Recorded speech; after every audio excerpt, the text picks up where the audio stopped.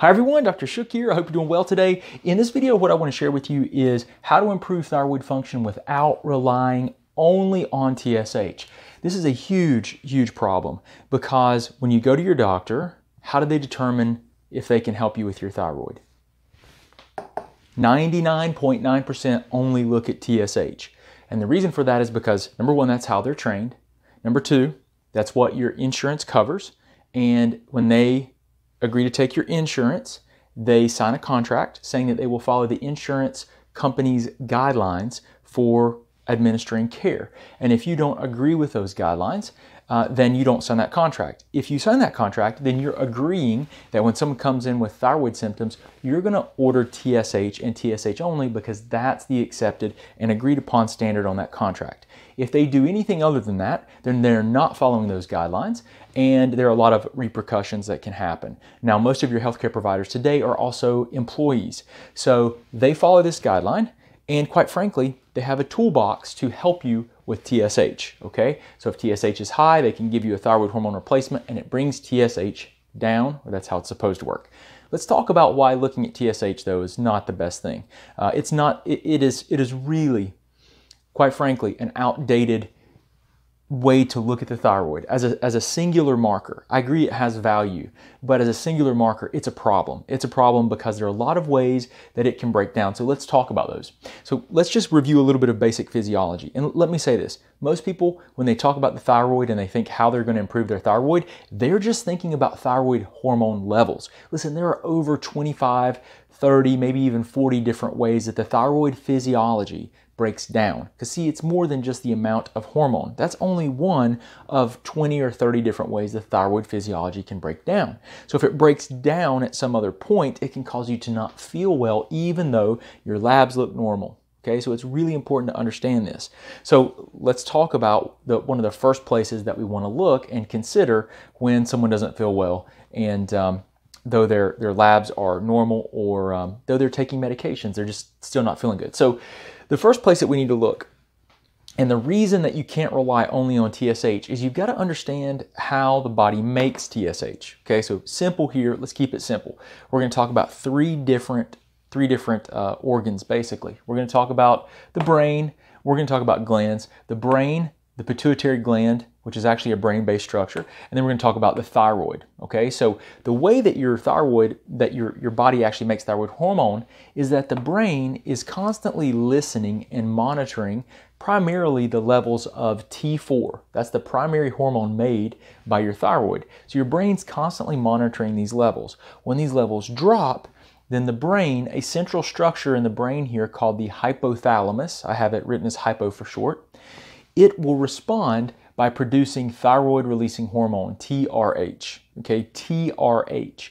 Now, so if T4, your primary circulating hormone, is low, then the brain will make TRH, and what thyroid-releasing hormone does is it stimulates the pituitary gland to make the hormone that we're measuring here, TSH. Now, TSH is thyroid-stimulating hormone, so its job is to stimulate the cells of the thyroid, called thyrocytes, to stimulate them to make more T4 and T3, right? To raise those levels.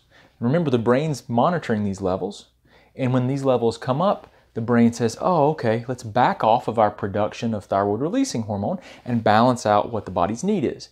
So your doctors will typically order TSH as a way of observing what the brain is telling the body to do. It's pretty smart, right? It's not a bad way to look at what the body needs.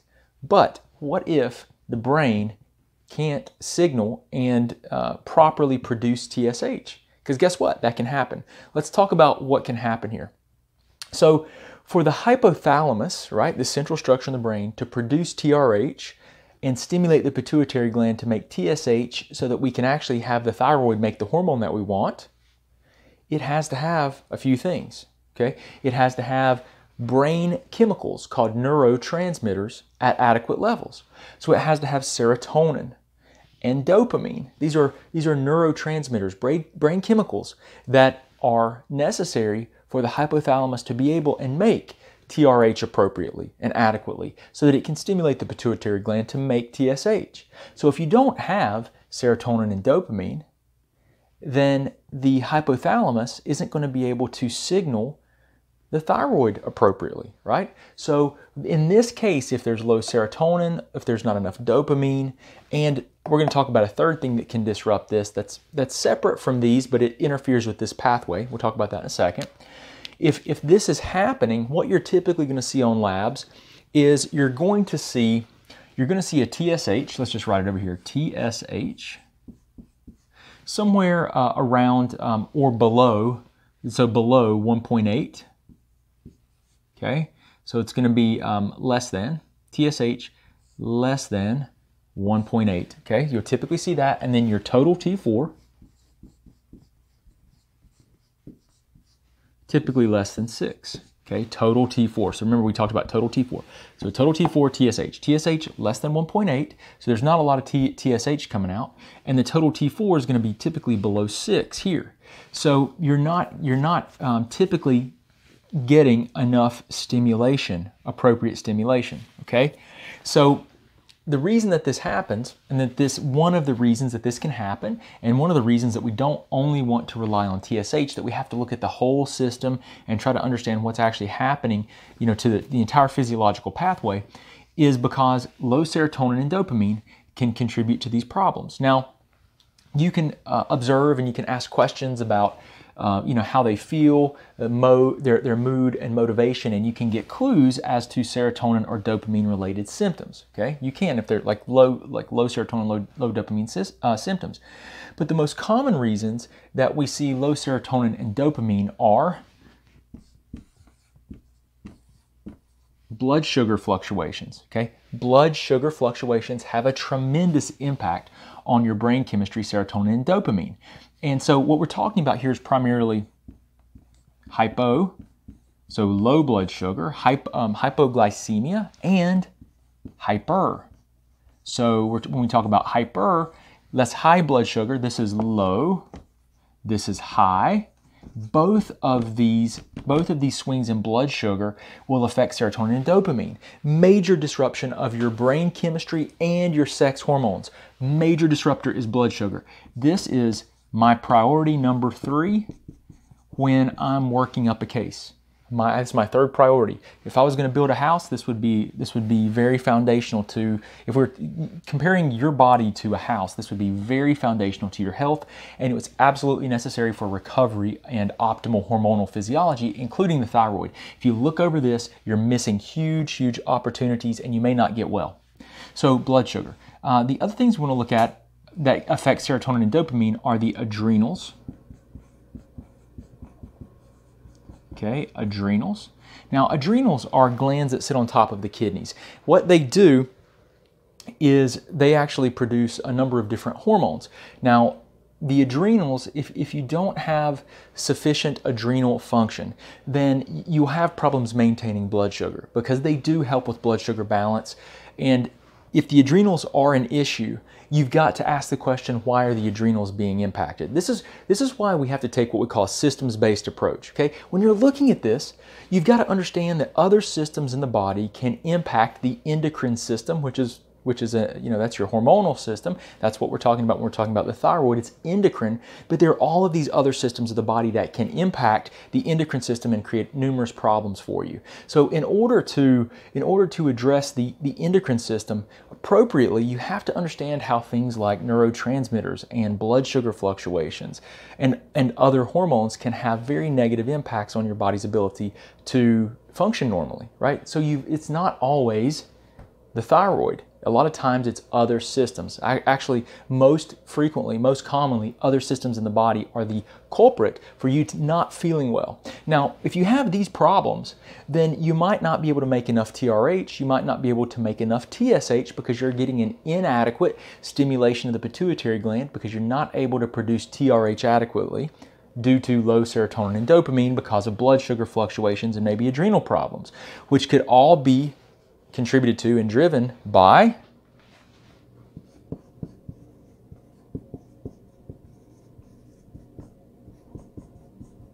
inflammation. Okay. Now, inflammation does some really some very interesting things here as well. So, inflammation can be driving this entire pathway. because high inflammatory load can create problems for the adrenals, because the adrenals will produce more cortisol in an attempt to quench the inflammatory process, because the adrenals produce cortisol, which is anti-inflammatory. It's your stress hormone, but it also has anti-inflammatory benefit. It will, the inflammatory process will create a lot of problems with blood sugar because it can actually decrease sensitivity to all of your hormones. It can decrease receptor sensitivity. So if you're trying to get better sensitivity to insulin, so if you're, let's say, diabetic or you're pre-diabetic, and you want to improve insulin sensitivity, well, you can't be highly inflamed. It will create problems with your cellular receptor sensitivity. Okay, so we've got to consider this inflammatory process. Now, one other thing that the inflammation does, when you have high inflammation, you tend to have a high amount of proteins made by the immune system. They're called cytokines. Okay, these cytokines, what they do is when you have an inflammatory process, they circulate throughout the body and they'll make you feel terrible. If you've ever had the flu or a cold, and you know how you just can't think clearly, you feel tired and like you just need to lay in bed, you know why that's happening? It's happening because you have a high inflammatory load, a high cytokine load. So with a lot of times people that have thyroid-based issues, about 90% of those people, it's estimated up to 90%, so that's 9 out of 10 people with hypothyroidism have it because they have an autoimmune condition called Hashimoto's. And with an autoimmune condition where your immune system is actually attacking your body, high inflammatory load is extremely common. Okay, it is almost certain. And so this high inflammatory load, these cytokines, which are proteins produced by the immune system, they're these chemical messengers that allow our immune system to crosstalk with other systems of the body, like the endocrine and the nervous system. So these cytokines produced, right, these are these inflammatory chemical messengers. They're produced when there's inflammation by the immune system. They can cross into the brain and they can have, we're just going to put some X's here, they can have a dampening impact on the hypothalamus and decrease its ability to properly respond with TRH. So they can blunt the TRH response and therefore cause all of these things here. What do? They end up suppressing TSH, right? Because if you can't produce TRH, you can't stimulate the pituitary gland properly. And if you can't stimulate the pituitary gland properly, you can't make thyroid stimulating hormone. So the problem becomes that the TSH is low. Now, when your doctor looks at TSH, what are they thinking? Okay, this is important to understand. High TSH means low thyroid hormone. Remember, we talked about that in the beginning, right? Because the brain's always listening and monitoring levels of T4 in the blood. When T4 goes low, which would suggest low thyroid function, right? Because low output of T4, the brain is going to ramp up normally its TSH level because thyroid stimulating hormone signals the gland to make more T4. So if T4 is too low, the brain's going to normally should say, hey, pituitary gland, make more TSH because I need you to stimulate the thyroid to make more T4, right? So we can ramp up thyroid T4 production. So, but if T4 is low, what you're going to see in normal physiology, what we think is ideal classical physiology, is a high TSH. So your doctor's just looking at TSH because they're trying to understand what the brain is telling the thyroid to do. So if your TSH is high, that's their indicator and only indicator for thyroid hormone replacement. Okay, so they give you a thyroid hormone replacement with the idea of bringing TSH down. Okay, and typically, you know, the lab ranges that they're going to use are typically for TSH is usually 0.45 to about 4.5. Okay, that's the typical range, 0.45 to 4.5. If you have to be above 4.5 for them to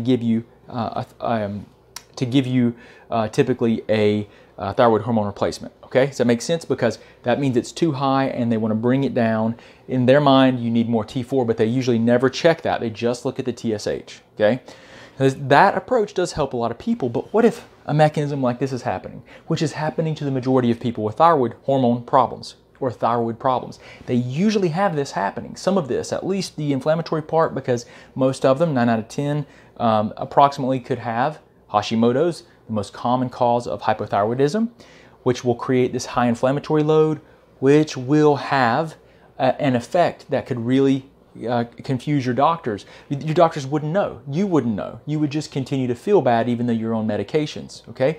Or you might not ever be put on medication because these effects lower TSH and are going to put it within the normal range even though you still feel bad. Okay, does that make sense? You still feel bad. So you'd have a TSH typically down here, below 1.8, and you would have, but if you wouldn't know that this pattern's happening unless you measured, unless you looked at blood sugar, unless you took a very in-depth, detailed health history and you understood that there were blood sugar problems, unless you ran labs and looked at inflammatory markers, unless you ran extensive thyroid labs and you looked at TSH, T4, T3, and you looked at the entire physiological process to the best of your ability, you wouldn't know this is happening. You wouldn't know it's occurring unless you ask questions about serotonin and dopamine signs and symptoms of deficiencies. You wouldn't know. You would have no idea. And so that's a huge problem when we're trying to improve someone's thyroid, because there's a lot more going on here than just the thyroid hormone levels. And if you think it's as simple as just looking at TSH, you're missing a huge opportunity to help people. Now, here's the thing, guys. Your doctors are good people. They're trying to help you, and you need to understand that they are doing a great job. They have a huge burden of millions and millions of people with a lot of problems with their health, that they're trying to do the best they can to make you feel better as quickly as possible. So don't be hard on them here, but you've got to understand that there's more to it. So, a lot of times what I encourage people is, if you're dealing with this, if you need help, you've got a doctor, you need help, but you're tired of kind of being stuck and you know that something else is going on because you just don't feel yourself. You know that you're not getting better, and you're really frustrated. I do teleconsulting. I work with people all around the world. We work with people in other countries. We work with people across the United States, and we help them dig, and we look at their health history in great detail. We help them get advanced diagnostic testing so that we can look at the entire physiological process in as much detail as you want to go. We can do minimal testing to no testing. Like, we could actually try, I will try my best to give you guidance, that requires no testing. But if you want to dig, we can do any spectrum of testing from minimal to very, very, very extensive, and really look at this in as thoroughly as you want.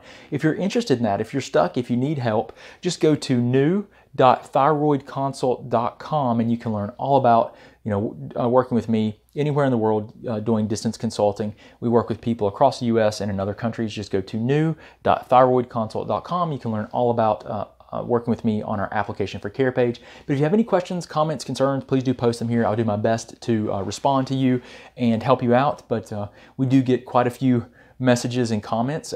You can also, if you just want to learn more, go look at our other videos. We probably have, there's close to 200 or 300 videos that we have online, a lot of them pertaining to the thyroid and autoimmunity. But I hope this helps you out. I hope this gives you better direction and more information on your thyroid, what you need to consider. It's a lot more than just the hormone levels, and helps you understand why TSH alone is not enough. But I do appreciate you guys. Hope you have a wonderful, wonderful day. Look forward to talking to you again soon.